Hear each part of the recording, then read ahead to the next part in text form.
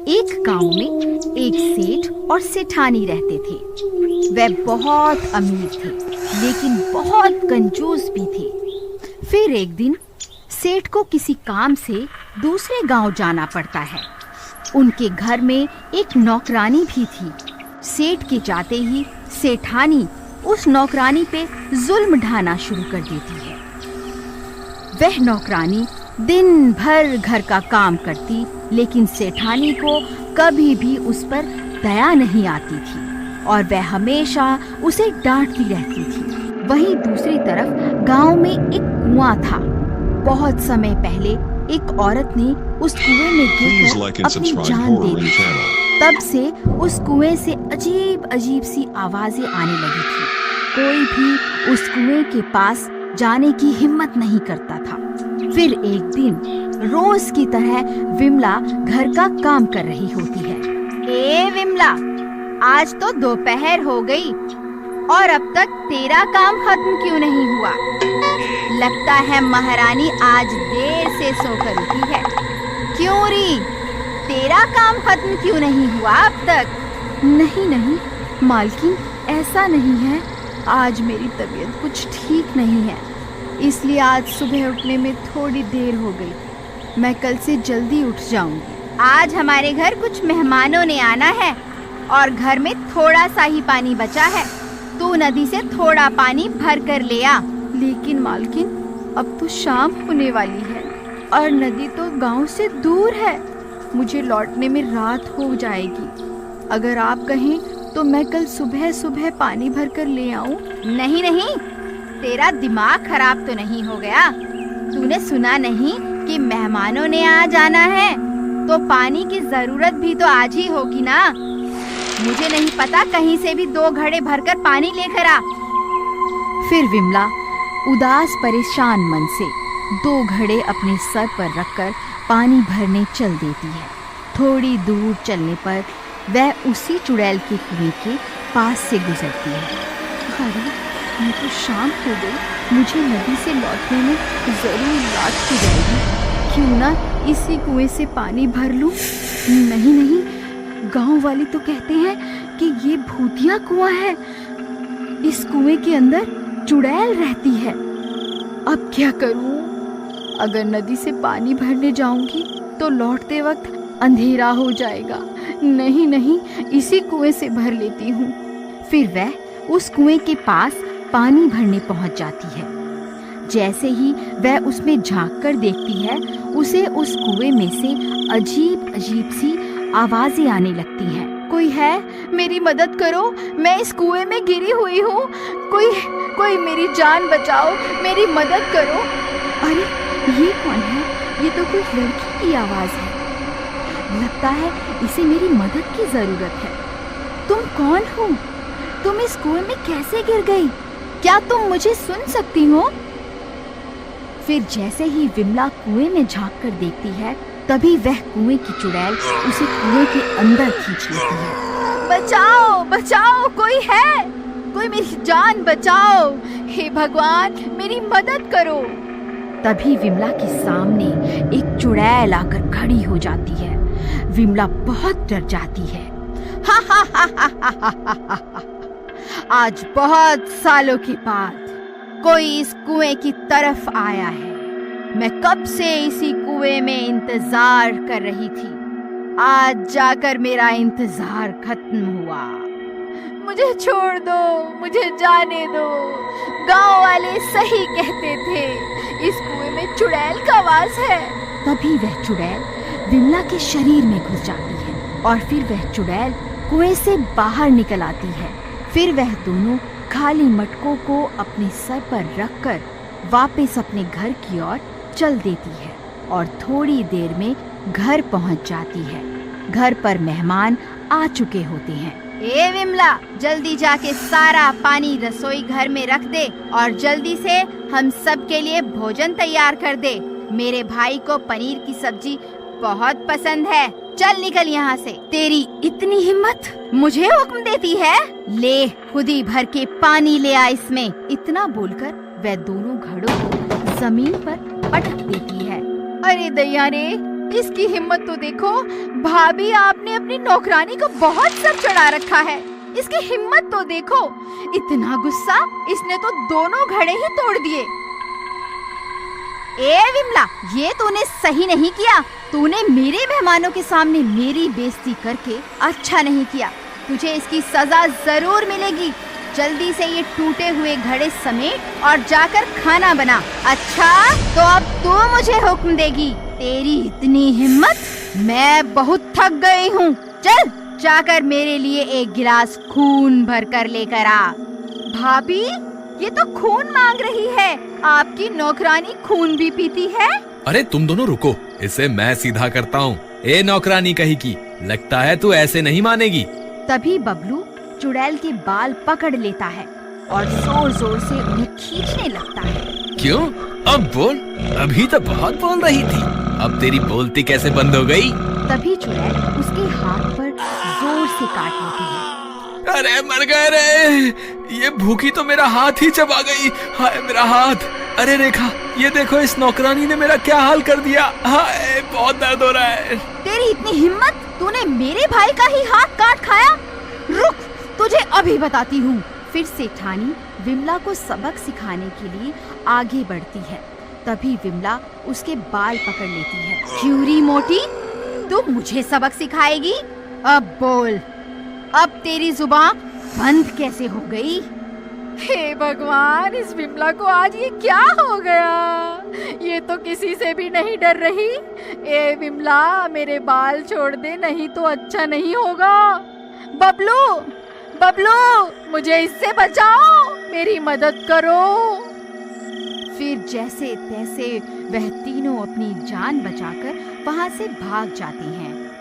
बहन, ये तुमने हमारे साथ ठीक नहीं किया। भला कोई मेहमानों को अपने घर बुलाकर उनके साथ ऐसा व्यवहार करवाता है क्या? रेखा, चलो अभी यहाँ से चलो। बस बहुत बेइज्जती करवा ली, बस अब और नहीं। नहीं नहीं बबलू भाई, मुझे यहाँ अकेला छोड़कर मत जाओ। मैं अकेली इस घर में विमला के साथ नहीं रह सकती, ये मुझे मार डालेगी।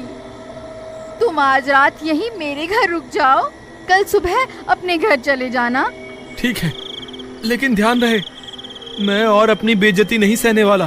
ठीक है भाई, लेकिन अब हम क्या करें? वापस घर जाना सही होगा। वह विमला अभी भी घर पर ही होगी। कहीं उसने हम पर फिर से हमला कर दिया तो? हम थोड़ी देर यहीं इंतजार करते हैं। थोड़ी देर में विमला सो जाएगी, फिर हम लोग घर चलेंगे।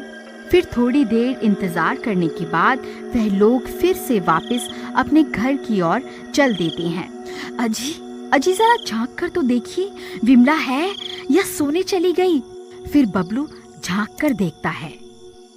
अरे कोई नहीं है, डरने की कोई बात नहीं है, रास्ता साफ है, चलो अंदर चलते हैं। फिर वह तीनों दबे पांव घर के अंदर घुस जाते हैं और इधर उधर देखने लगते हैं। अरे कोई नहीं है, चलो अब सब सो जाते हैं, सुबह होने दो। इस नौकरानी को तो मैं सबक सिखाऊंगा। फिर रात के 3 बजते ही विमला पूरी तरह से चुड़ैल बन जाती है। वह बहुत डरावनी बन जाती है। फिर वह अपने कमरे से निकलकर बाहर आती है, जहाँ वह तीनों सो रहे होते हैं। उस चुड़ैल को बहुत भूख लग रही होती है। तभी उसे बबलू की टांग दिखाई देती है। वह बबलू के पास जाती है और उसकी टांग को चबाने लगती है। तभी बबलू की नींद खुल जाती है। अरे मर गए रे, बहुत दर्द हो रहा है। अरे ये चुड़ैल कहाँ से आ गई?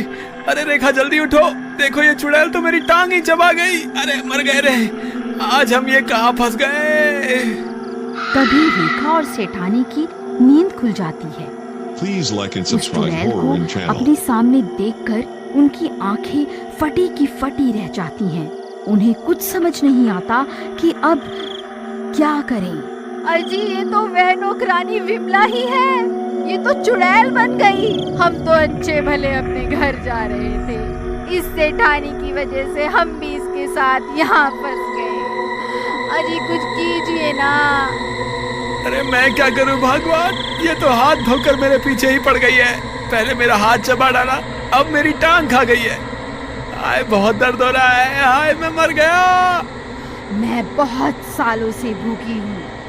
अब मैं तुम तीनों को अपने कुएं में ले जाकर खाऊंगी। हा हा हा हा हा हा। तेरी टांग तो बहुत स्वादिष्ट थी, सबसे पहले तुझको खाऊंगी। अरे मर गए रे, ये तो सबसे पहले मुझे ही खाने को बोल रही है। अरे भागो रे भागो, अपनी जान बचा कर भागो। अरे भागो रे, ये चुड़ैल तो पागल हो गई है, आज ये किसी को नहीं छोड़ेगी। अजी रुकिए, हमें यहाँ अकेला छोड़कर कहाँ जा रहे हैं? फिर वह दोनों भी बब्लू के पीछे पीछे भागने लगती हैं। अजी ये आपने ठीक नहीं किया, मैं तो आपको बहुत बहादुर समझती थी। आप तो एक नंबर के डरपोक, आप मुझे वहाँ अकेला मरने के लिए क्यों छोड़कर आए? फिर इतना शोर शराबा सुनकर कुछ गांव वाले वहाँ पहुँच जाते हैं। अरे भाई क्या हुआ? तुम सब इतना घबराए हुए क्यों हो? तुम सब इतनी रात गए यहाँ इतना शोर क्यों मचा रहे हो? कहीं कोई चोर वोर तो नहीं आ गया? अरे नहीं भाई, हमारे घर की नौकरानी के ऊपर चुड़ैल का साया आ गया है। चुड़ैल ने उसके शरीर पर कब्जा कर लिया है। देखो उसने मेरी क्या हालत कर दी है। हम तो वक्त रहते वहाँ से भाग आए, नहीं तो वो हमें कुएं में ले जाकर कच्चा खाने की बात कर रही थी। क्या कहा भाई? कुएं में ले जाकर? कहीं वो कुएं की चुड़ैल तो नहीं जिसके बारे में सब गांव वाले बातें किया करते हैं? हे भगवान, मुझे तो लगता है ये उसी कुएं की चुड़ैल है। वो इतने सालों के बाद उस कुएं से आजाद हुई है, अब वो किसी को जिंदा नहीं छोड़ेगी। अरे भाई ऐसा मत कहो, तुम तो हमारी मदद करने के बजाय और डरा रहे हो। कोई तो उपाय होगा इस चुड़ैल से पीछा छुड़ाने का। भाई अगर हमें उपाय पता होता तो हम पहले ही इस चुड़ैल से छुटकारा न पा लेते। लेकिन भाई हमें कुछ ना कुछ तो करना ही होगा। वो चुड़ैल किसी भी वक्त यहाँ आती होगी। जल्दी से कोई तरकीब सोचो, कोई तो रास्ता होगा। इस चुड़ैल की कोई ना कोई कमजोरी तो जरूर होगी। ये चुड़ैल हमें कुएं में ले जाकर खाने की बात कर रही थी। चलो हम उसी कुएं के पास चलते हैं। और फिर वह सब लोग उस कुएं की ओर चल देते हैं और कुछ ही देर में वह लोग वहाँ पहुँच जाते हैं।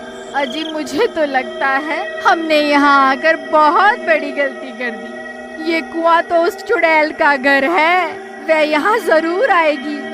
मुझे लगता है हमने यहाँ आकर अपनी मौत खुद ही तय कर दी है। ऐसा कुछ नहीं होगा, मुझे लगता है ये कुआं ही उस चुड़ैल की सबसे बड़ी कमजोरी है। ये उसका घर है। उसने सालों तक इसी कुएं में रहकर इतनी सारी शक्तियों को हासिल किया है। अगर हम इस कुएं में आग लगा दें तो जरूर उस चुड़ैल की सारी शक्तियां खत्म हो जाएंगी। चलो हमें देर नहीं करनी चाहिए, जल्दी से इस कुएं में आग लगा देते हैं। इसके अलावा हमारे पास कोई और तरकीब भी तो नहीं है। फिर वह सब मिलकर सूखी घास और पेड़ की सूखी टहनियों को उस कुएं में डालने लगते हैं। तभी उन्हें डरावनी डरावनी आवाजें आने लगती हैं। ये कैसी आवाजें हैं? कहीं वो चुड़ैल यहाँ तो नहीं आ रही? अरे मर गए रे, वो देखो वो चुड़ैल तो यहीं आ रही है। आल तू जलाल तू आई बला को टाल तू, आल तू जलाल तू आई बला को टाल तू। हे भगवान हमारी रक्षा करो। तभी उन्हें दूर से वह चुड़ैल आते हुए दिखाई देती है। वह सब लोग उसे देखकर बहुत डर जाते हैं। ए गांव वालों, अच्छा हुआ तुम मुझे यहीं मिल गए। तुम सबकी मौत तुम्हें यहाँ खींच कर लाई है। ए चुड़ैल, हम तुझसे नहीं डरते। मुझे तेरी कमजोरी के बारे में पता चल गया है। तू हमारा कुछ नहीं बिगाड़ सकती। मैं तुझसे नहीं डरता। रुक, तुझे अभी मजा चखाता हूँ। बबलू भाई थोड़ी कम हेकड़ी झाड़ो, ज्यादा हीरो मत बनो। जिस तरकीब को लेकर इतना उछल रहे हो ना, अगर वो तरकीब फेल हो गई तो सबसे पहले ये तुम्हें ही कच्चा खाएगी। चल डरपोक, चल भाग यहाँ से। तभी बबलू एक मशाल में आग जलाकर उसे कुएं में फेंक देता है। देखते ही देखते कुएं से आग की बड़ी बड़ी लपटें उठने लगती हैं। ए मूर्ख इंसान, ये तूने क्या कर दिया? नहीं नहीं, ऐसा नहीं हो सकता। अरे मर गई रे, ये मुझे क्या हो रहा है?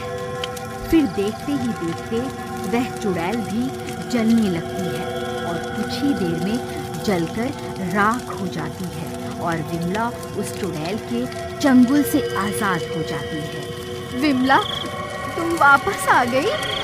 तुम ठीक तो हो ना? मुझे माफ कर देना, मैंने हमेशा तुमसे बदतमीजी से बात करी और तुम्हारे भोलेपन का फायदा उठाया। आज के बाद मैं तुम्हें कभी नहीं सताऊंगी।